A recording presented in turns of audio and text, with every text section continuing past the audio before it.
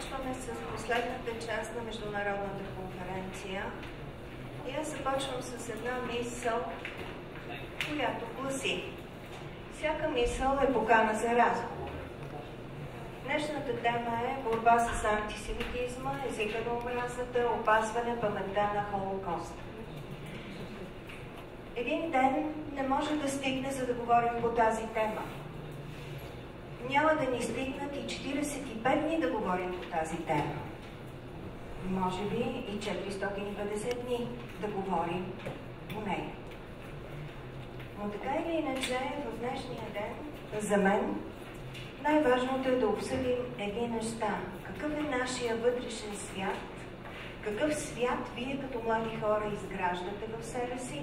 И може ли този свят да се противопостави на езика на омразата?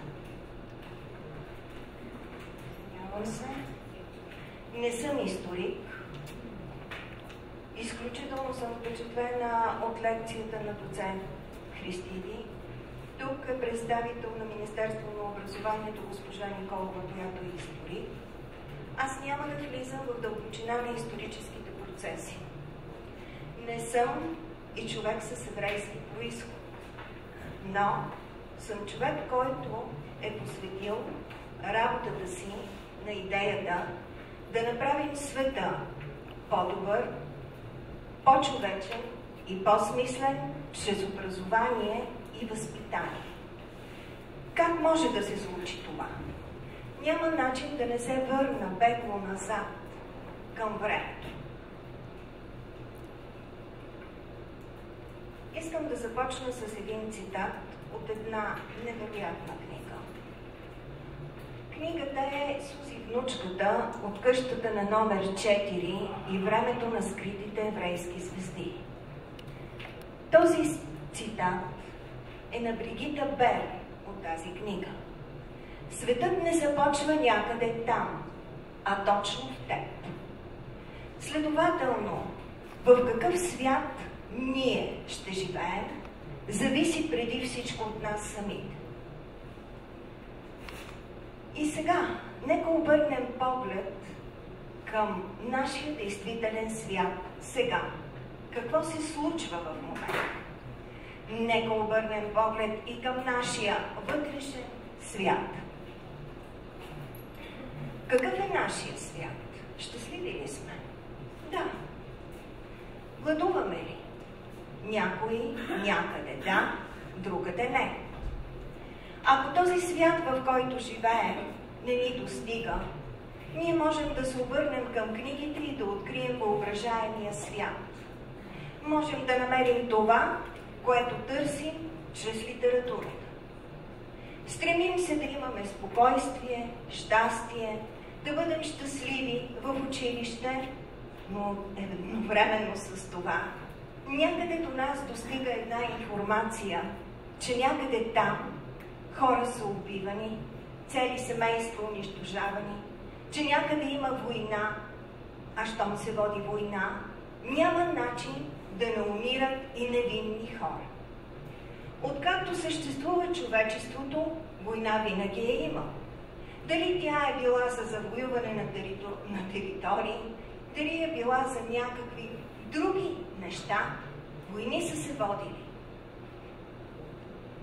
Винаги, откакто свят светува, има добро и зло. Винаги има любов и омраза. Но пак казвам, това какъв ще бъде този свят, зависи от нас. Каква е нашата чувствителност? Може ли да си вдигнат ръцете тези от вас, на които, когато сте били малки, вашите родители са ви казвали: бъдете послушни. Но какво се крие за това бъдете послушни?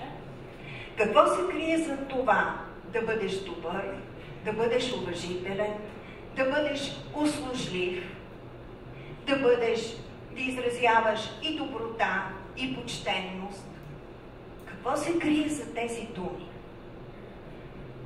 Тези неща, които споменавам тук в този слайд, това са неща, които провокират у вас вашата чувствителност чрез вашето поведение.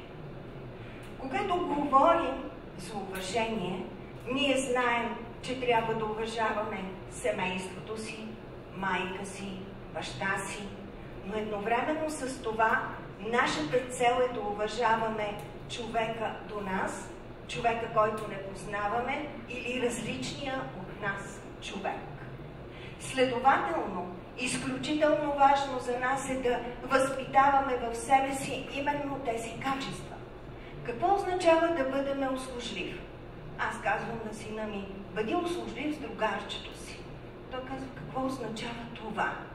Това означава да го подкрепяш.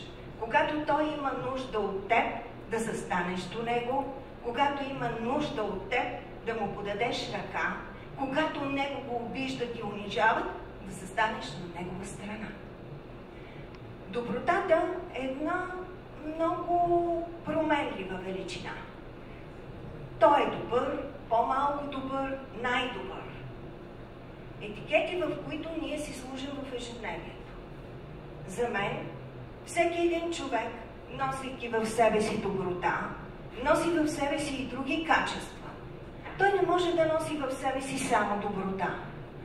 Той е комплекс от една чувствителност, която буквално бушува в него и в една определена ситуация на преден план излизат едни неща от неговата чувствителност, в друг момент други.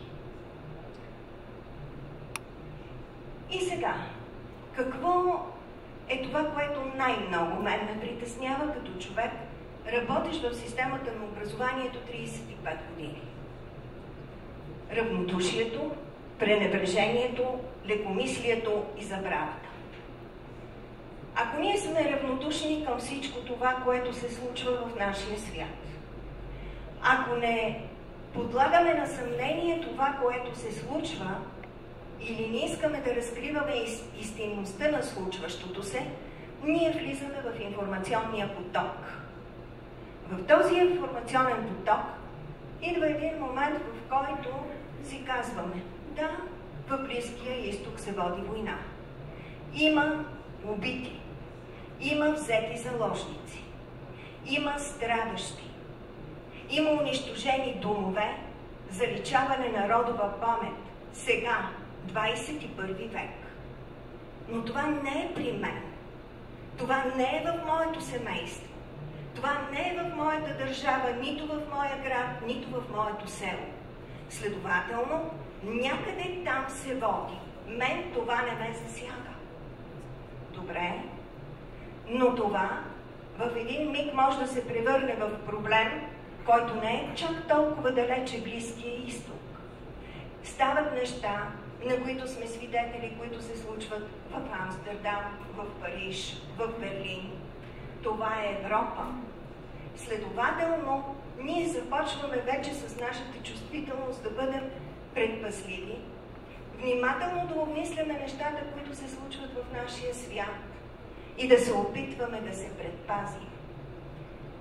По никакъв начин не можем и не бих искала да говоря тогава, когато сме равнодушни на страданието. Не можем да си позволим да живеем в демократично и гражданско общество и да бъдем равнодушни на човешкото страдание. Това говори, че ние някъде във времето не сме изградили в системата си, в своята чувствителност, онези общочовешки ценности, които са ни нужни на нас, за да бъдем хора. Враждебността е в основата на омразата. Според мен. Какво означава това? Може ли някой от вас, ако може да си вдигне ръката, да ми каже сега, че е в състояние да убие друг човек от омраза? Не. Точно така. Но какво се случва? Че има хора, които водени вътрешно емоционално от тези неща, за които говорим, са в състояние да направят това. Омразата е свързана с желанието да се унищожи всичко, което се мрази. далеч съм от мисълта, виждаме какво се е случило по времето на Холокоста. Виждаме в момента какво се случва. Непрекъснато говорим за езика на омразата, непрекъснато в медиите се явява това езика на омразата. И вече то като че ли се превръща в някакво клише без съдържание. Толкова сме свикнали с него, че ние реално не му отделяме значимостта на това какво представлява езика на омразата. Но аз съм дълбоко убедена, че зад злобата и за ненавистта стоят определени фактори. Да видим какъв е процеса на омразата и как присъства той в развитието на човешката история. Френската революция. Непрекъснато в учебниците, във вашите учебници по историята, присъства Френската революция. Защо? Защо? Значимо събитие. Знак за разпадане на една монархия. Но какво стои зад това? Стои една социална омраза, която води до масово унищожение на хора, които са от една общност. Говорят на един език, различни са социално, но така или иначе това води до, в историята, във Франция, в Париж, има Параклис, в който са убити 500 души от аристокрацията на Франция, включително Луи XVI и Мария Антуанета. Омразата, продиктувана от социалния елемент. Парите са някъде там, в някои други хора. Ние сме бедни, ние сме гладни, нашите деца умират от глад и ние мразим тези, които имат в ръцете си средства. Следователно, омразата може да бъде продиктувана и от социалното ниво в обществото, в което живеем. Друг. Октомврийската революция. Премахване на капитализма и социалистическа трансформация. Две имена остават трайно свързани с кървавия програм на болшевишкия преврат. Друго събитие, което също ни кара да говорим за нивото на омразата. Също ни кара да виждаме, че пак има социалния елемент, в който излиза лидер, който казва: всички ще бъдем равни, правата ще бъдат за всички, благата ще бъдат за всички, всичко ще бъде така, както трябва. Но въз основа на това погиват хора. Първата световна война е една от най-унищожителните войни. 15